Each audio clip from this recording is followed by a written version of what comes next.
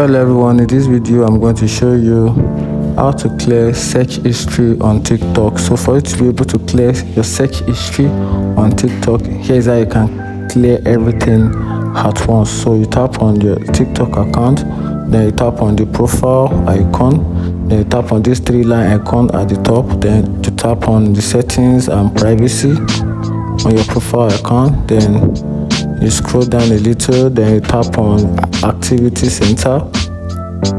So from there, then you scroll down a little, then you tap on search history.